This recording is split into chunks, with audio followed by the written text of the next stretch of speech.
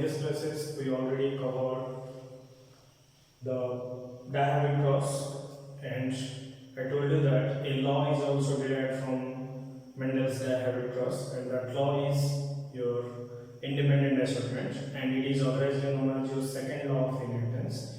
Or your first law of inheritance is also derived from your Mendel's experiment, but it is derived from Mendel's monohybrid cross. So in dihybrid cross, they gave the second law of inheritance, which is otherwise known as your law of independent assortment. So the term independent means the traits are not dependent to anyone.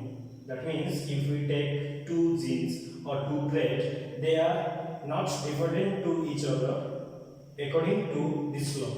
And according to this law, we state that the independent assortment takes place. That means after the crossing in the generation, the traits, that means if we consider two type of colors or two type of shape of a seed, that means if we consider the yellow color seed with a wrinkle shape and green color seed with a round shape, so this color and this shape, seed shape, are independent to each other. That means after crossing they are not dependent to each other. The traits are just independent. We just focus the points part. So this law is second law of inheritance and from the dihybrid cross. Nextly, this law states that means the law states that when two pair of contrasting character. So I told you that example is a best way to read these things. So we just take the same example of your previous class. So in previous class we take parents as parent trait, your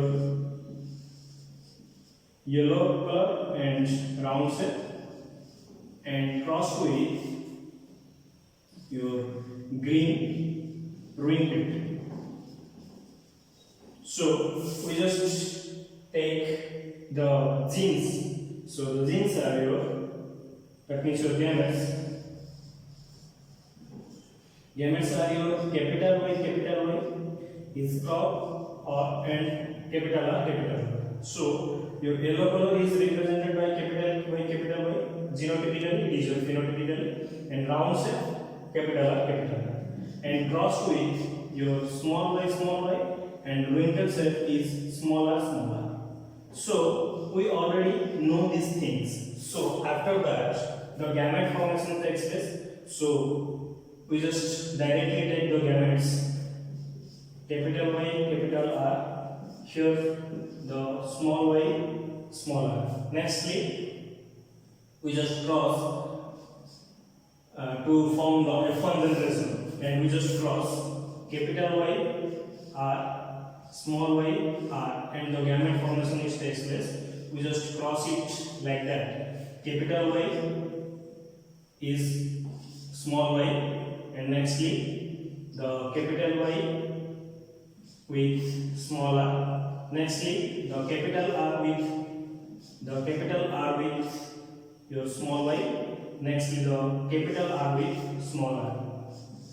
So we just get this type of traits, and nextly in F2 generation we just get it from your F1 generation these things, and nextly we cross it in F2 generation. Overall we just take a Boolean square, and nextly we just cross it like that. We just take this type of trace from one side and another side, like your male and female, and nextly cross it.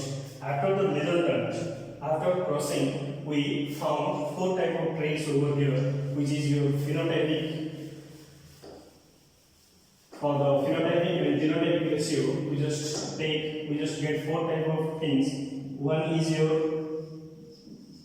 yellow round, yellow wrinkled. Another one is your green round and green. So we just get this type of things. That means one is your yellow round, another one is your yellow wrinkled, another one is your green round and green wrinkled. And the ratio is something like 9:3:3:1. So we just get this gist from your diahabet cross. According to this diahabet cross, Mendel states a law that when two pair of contrasting character, that means the yellow green is crossed with your yellow round is crossed with your green green. That means two pair of contrasting character are taken in a cross at a time. The inheritance of one pair. That means when the inheritance takes place, one pair factor is independent. That means the factor are independent. You may take the yellow color of the seed, you may take the round shape of the seed, you may take the green color of the seed or the wrinkle shape of the seed. That means for the independent, that means the traits are independent. You also look over here. Here the yellow color is present. I just change the color. Here is also the yellow color is present. Here also the yellow color is present. But here the yellow color is with round shape. But here the yellow color is with wrinkle shape. So here the traits are changed over here. That means here the round shape is present. Here the wrinkle shape is present. That means the color is same over here, but the seed shapes are changed. So they are independent. Here the yellow color is also present. Here the yellow color is also present whenever we cross. Here the green color is present. Here the green color is with round shape. Here the green color is with wrinkle shape. So they are changed, but independently changed. The genes are independent. So they are not dependent. In this cross, time the inheritance takes place, one pair of factor is independent to the other pair of factor. That means if we take this is an example, this trait as an example, the yellow color is independent to the round color. Here the yellow color is independent to the wrinkle color. That means the traits are not bound. That means the yellow color is not bound with to stay with the round shape, not with the wrinkle shape. That means they are independent to each other. So other pair of factor and get randomly arranged in the offspring. So these are the offsprings we get as 9:3:3:1, and the offsprings are randomly arranged. That means here the yellow is arranged with round, here the yellow is arranged with wrinkle, here the green is arranged with round, and the green is arranged with wrinkle. So there is no second type of laws are there. That means they are independent. After crossing, they are independent. So this law states that your independent assortment. And one of the most important thing is that law of independent assortment is applicable. The application process, I later taught this point again in your linkage, so just look over it. Application applicable to only those factors or genes which are located distinctly on same chromosome. To get that, I just do a gene over here. If we consider this type of one gene first. So the point is law of independent assortment is applicable. This law is applicable to only those factors. So the factors for which they are applicable, the genes which and either located distinctly. That means distinctly located. That means here we take one trait, capital T. Here is the another trait.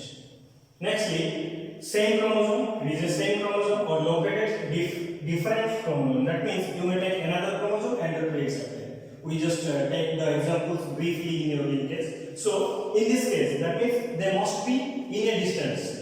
They are not attached in the same locus. They are distinctly arranged.